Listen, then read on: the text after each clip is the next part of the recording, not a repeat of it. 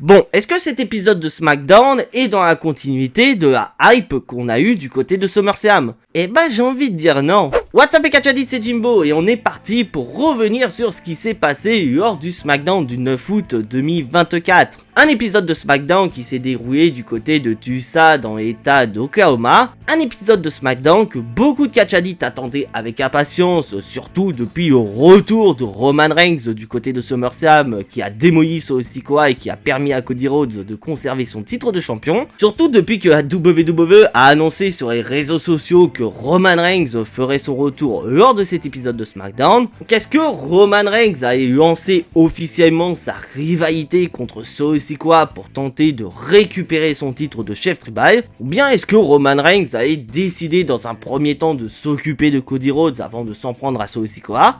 Et ben on verra ça lors de cet épisode de SmackDown. Mais quoi qu'il en soit, Catchadit, trêve de blabla, c'est parti pour les résultats de SmackDown. Et cet épisode de SmackDown va démarrer de la plus bête des manières et Catchadit avec notre toujours champion undisputé Cody Rhodes qui a dorénavant les yeux braqués vers Bashimberien qui se déroulera fin août du côté de nos chers amis allemands. Et au moment où Cody Rhodes s'apprêtait à annoncer probablement son prochain adversaire du côté de Bashimberien, il va se faire interrompre par Solo Sikoa et Bloodline, et un Solo Sikoa qui est assez énervé par rapport à ce qui s'est passé du côté de SummerSlam. Car pour lui, si Roman Reigns n'était pas intervenu pour sauver Cody Rhodes, ce serait lui qui serait au centre du ring en tant que nouveau champion undisputed. Donc il veut un rematch. Mais Cody Rhodes, lui, il ne veut pas donner de rematch à Solo Sikoa. Il ne veut pas affronter une nouvelle fois un cosplayer qui porte le costume du chef tribal. Oula, Cody Rhodes, il vient de flinguer Solo Sikoa. Solo Sikoa va pas apprécier ce refus de Cody Rhodes et va donc envoyer Tama Tonga péter la gueule du champion. Ah oui, quand tu contredis le chef tribal, il t'envoie ses harbins pour te péter les dents. Et là on se dit ça y est, tous les voyants sont au vert, Roman Reigns, il va débarquer, il va sauver Cody Rhodes et va s'occuper de Solo Sikoa et d'Aberdeen à ses côtés. Et bah figurez-vous les Catchadit qu'il y aura certes quelqu'un qui va venir au secours de Cody Rhodes, mais ce sera pas Roman Reigns, ce sera comme d'habitude Kevin Owens armé de deux chaises. Ils vont réussir à se débarrasser de Tama Tonga, ce qui va pousser Aberdeen à prendre la fuite. Mais avant de repartir, Solo Sikoa envoie un message à Cody Rhodes en lui disant qu'une fois qu'il aura terminé avec Roman Reigns, il reviendra s'occuper de lui. Et là on se dit ça y est, le segment il est terminé, on va probablement passer au premier match de la soirée. Et bah figurez-vous que non les Catchadit, car au moment où Kevin Owens prend la direction des backstage, Cody Rhodes va lui demander de remonter dans le ring, car Cody Rhodes il a toujours cette annonce à faire. C'est toujours pas c'est qui va affronter du côté de Bashimberien. Et bah figurez-vous les Catchadit que Cody Rhodes, lui, il y a un seul catcheur qui a envie d'affronter à l'heure actuelle, c'est Kevin Owens. Donc Cody Rhodes, il propose à Kevin Owens de l'affronter du côté de Bashimberien pour le titre undisputed. Une annonce qui va déranger Kevin Owens car pour lui, il est loin d'être méritant au vu de son ratio victoire-défaite de l'année 2024. Alors que pour Cody Rhodes, c'est totalement différent. Car pour Cody Rhodes, Kevin Owens, au vu des sacrifices qu'il a fait pour y aider à se débarrasser d'Aberdeen et à garder son titre, c'est clairement le catcheur qui mérite un match de championnat contre lui. Bon, après j'ai envie de dire, il n'y a que lui parce que Randy Orton il s'est barré du côté de Raw pour affronter Gunther. Et Cody Rhodes il veut tellement affronter Kevin Owens à Bashimberien qu'il est prêt à aller en discuter avec Nick Aldis. Bon, je vais faire un petit bond en avant, on va se retrouver dans les bureaux avec Kevin Owens, Cody Rhodes qui sont en train de discuter avec Nick Aldis. Et Nick Aldis, il est totalement du côté de Cody Rhodes. Pour lui, Kevin Owens, il mérite un match de championnat contre Cody Rhodes. Et Nick Aldis, bah il laisse pas le choix à Kevin Owens. Et c'est donc officiel, Catchadit, du côté de Bashimberien, on aura Cody Rhodes contre Kevin Owens pour le titre undisputed. Oh putain, c'est le deuxième match qui vient d'être annoncé et ce Bashimberien 2024 promet d'être un banger. Et après cet incroyable opener et Catchadit, on va quand même passer au premier match de la soirée. Et on aura droit à un match par équipe qui va opposer Grayson Waller et Austin Theory face aux Street Profits. Et à noter que ce premier match est un match de qualification pour déterminer qui sera la prochaine équipe challengeuse au titre par équipe détenue à l'heure actuelle par la Bloodline. Et sans aucune surprise, ce match est très bon dans l'ensemble. Après, c'est pas vraiment surprenant parce qu'on a quand même deux très bonnes équipes qui s'affrontent. Mais malheureusement, moment, bah je sais pas ce qu'on est en train de faire avec Austin Theory et Grayson Waller. Tout laissait porter à croire qu'Austin Theory allait trahir Grayson Waller pour ainsi relancer sa carrière en solo. Et du jour au lendemain, tout se passe bien entre les deux. D'ailleurs, ils ont même battu The Awesome Truth lors du dernier épisode de WoW. Oui, faut pas oublier, ils sont allés faire un petit coucou à WoW. Tandis que là, bah malheureusement, ils ont perdu contre les Street Profits. Bon voilà, très bonne victoire quand même pour les Street Profits, qui se relancent vers la course pour les titres par équipe. Sauf que pour Grayson Waller et Austin Theory, bah ça ne fait que commencer les problèmes. Surtout pour Grayson Waller. Car un peu plus tard dans la soirée, Grayson Waller, il va péter un câble dans le bureau de Nick Aldis. Et là d'un coup, comme ça, Austin Theory dit que Grayson Waller devra affronter Kevin Owens la semaine prochaine. Et figurez-vous, les catchadits, que c'est pas rentré dans l'oreille d'un sourd, puisque Nick Aldis, il va aussitôt accepter l'idée de Austin Theory. Donc la semaine prochaine, on aura Grayson Waller qui va affronter une nouvelle fois Kevin Owens. Une annonce qui va pas du tout faire plaisir à Grayson Waller. Après, d'un côté, je peux comprendre, c'est même pas lui qui a proposé l'idée, c'est son partenaire. Et Austin Theory affirme qu'il y a un plan pour soutenir Grayson Waller. Ah là, est-ce que Grayson Waller va finalement pas se faire trahir par Austin Theory? Bah, on verra ça la semaine prochaine. Après ça, les catchadits, on va passer dans la division féminine. Spoiler alert, les catchadits, ce sera le seul segment du roster féminin. Avec un match entre Jade Cargill et la moitié des championnes par équipe, Alba Fire, dans un match qui a à peine duré 2 minutes. Ah non mais sans déconner les catchadits, aucun respect pour les championnes par équipe. Parce que ça va être Jade Cargill qui va dominer l'intégralité du combat. Oui, histoire de rappeler que Jade Cargill reste toujours invaincu en solo à la WWE. Donc c'est bien beau de présenter Jade Cargill très très forte. Mais est-ce que c'est au détriment des championnes par équipe? Parce que là sans déconner, quand elles vont s'affronter pour les titres par équipe, je mise largement sur une victoire de Bianca Belair et Jade Cargill qui récupèrent leur ceinture. Et après ça, on va avoir Blair Davenport qui va s'en prendre une nouvelle fois à Bianca Belair et Jade Cargill, ce qui va permettre aux championnes par équipe de profiter de l'avantage numérique pour prendre des avantages sur leurs challengers, car Naomi va débarquer et va venir en aide à ses copines dans le but d'inverser la tendance, et donc tout laisse à supposer que dans les semaines à venir, on va se diriger, pourquoi pas, sur un match 3 contre 3 entre ces 6 catcheuses. Mais n'empêche, je suis terriblement déçu, parce que oui, on n'aura pas de Nia Jax, couramment, il y aura lieu qu'à la semaine prochaine.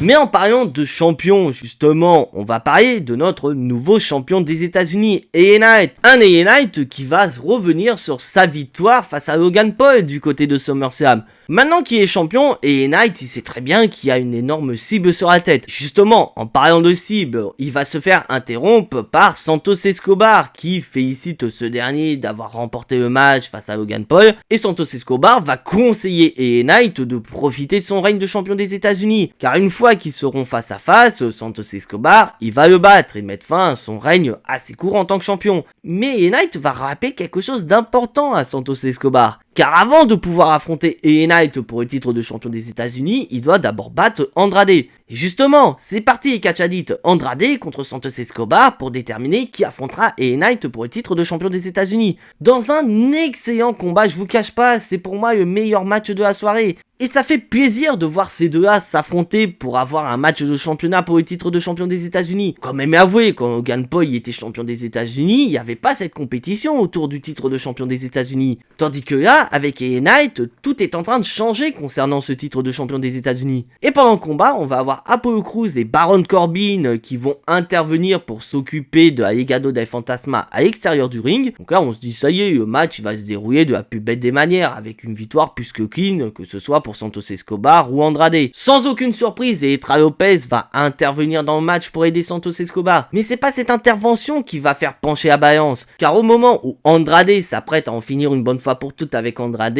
on va avoir Carmelo Hayes qui va intervenir pour sauver les fesses de Santos Escobar, et grâce à ce sauvetage, Santos Escobar va en profiter pour porter un roll-up et remporter combat pour devenir officiellement le challenger numéro 1 au titre des États-Unis de LA Knight. Et du côté de Andrade, on peut bien se douter que suite à ce qui s'est passé, il va rentrer en rivalité contre Carmelo Hayes. Une rivalité que je suis assez curieux de voir du côté SmackDown, mais on se doute bien que probablement le vainqueur de cette rivalité ira affronter LA Knight un peu plus tard.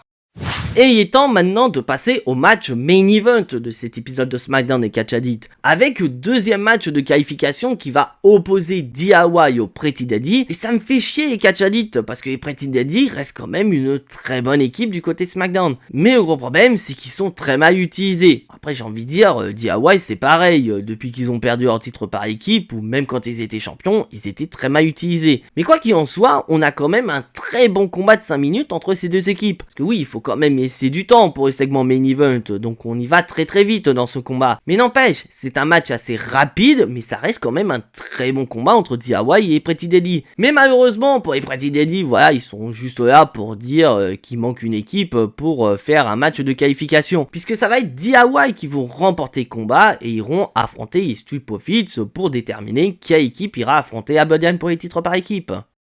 Et en parlant de Abaddon et Catch Addict, c'est parti pour la séquence main event. Donc on accueille Solo Sikoa, Tama Tonga et Tanga Loa. Un Solo Sikoa qui va nous faire du Roman Reigns, à savoir demander au public de Tussa de reconnaître en tant que chef tribal. Bon, ça aura pas le même effet que Roman Reigns, bien au contraire, parce que Solo Sikoa, il va se faire huer de la plus bête des manières. Solo Sikoa va commencer à parler à Roman Reigns en lui disant que s'il est pas au courant, c'est lui dorénavant chef tribal, que si Roman Reigns veut le redevenir, c'est ce qu'il lui reste à faire, c'est de venir chercher ce titre de chef tribal et ce collier de fleurs. Il n'en faudra pas plus pour entendre la musique de Roman Reigns retentir et le public de Tussa est chaud comme la braise. À côté, je pense qu'il y en a beaucoup, ils attendaient que ça, voir Roman Reigns faire son grand retour à SmackDown. Et un Roman Reigns qui n'est pas là pour enfiler des paires, puisqu'il va se lancer seul contre tous à l'assaut de Abaddon. Il va commencer par s'en prendre à Tama Tonga et Tanga Loa à l'extérieur, et une fois monté dans le ring, on va avoir cette affiche incroyable entre Roman Reigns et Solo Sikoa. Et bien évidemment, les Catch Addict, c'est Roman Reigns qui va prendre avantage sur Solo Sikoa. Et au moment où Roman Reigns s'apprête à découper Solo Sikoa en deux, il va se faire sauver par Abaddon.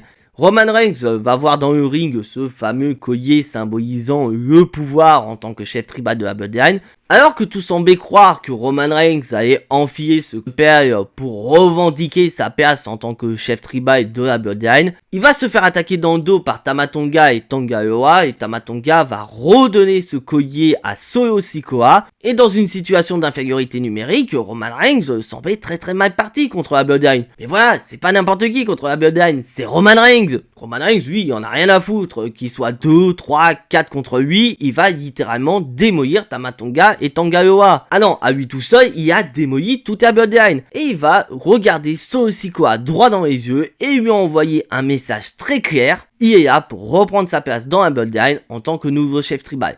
Bon, un segment main event que j'ai plutôt bien aimé, mais c'est vrai que je m'attendais à plus. Je m'attendais pourquoi pas à un Roman Reigns qui, après avoir démoli Tama Tonga et Tanga Loa, allait prendre le micro pour s'adresser à Solo Sikoa en lui disant Steve, profite de ton statut de chef tribal parce que ça va pas durer longtemps, parce que je vais venir récupérer ce qui me revient de droit. Voilà, quelque chose de simple mais efficace. Mais bon, très bon retour de Roman Reigns et le message y est clair.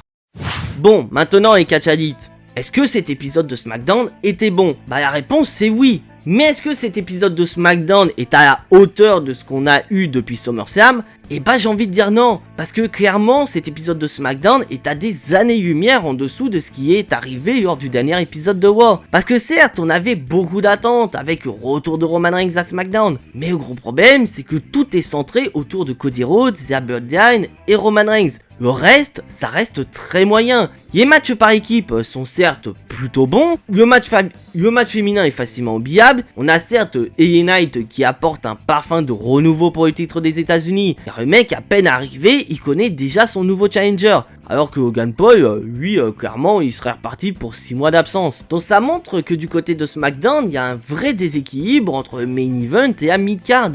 Bon, après c'est mon avis personnel, n'hésitez pas à me dire dans les commentaires qu'est-ce que vous en pensez. Est-ce que Raw est supérieur à SmackDown? Ou même l'inverse, est-ce que SmackDown est supérieur à Raw? Et bien évidemment, les Catch Addict, je vous laisse me dire dans l'espace des commentaires de ce que vous avez pensé de cet épisode de SmackDown. Quel est votre avis sur le retour de Roman Reigns? Je vous invite également à lâcher votre plus gros pouce bleu et à vous abonner à la chaîne si ce n'est pas encore fait, ça reste encore 2 bons moyens de me soutenir. Et en parlant de prochaines vidéos, les Catch Addict, je vous donne rendez-vous la semaine prochaine et je vous mets mon Instagram en description car j'ai lancé un petit sondage, car c'est vrai que je vous avoue que j'hésite entre 3 sujets de vidéo pour la semaine prochaine. Donc je vous donne la possibilité de participer à ce sondage et à me donner votre avis sur quelle vidéo voudriez-vous voir la semaine prochaine.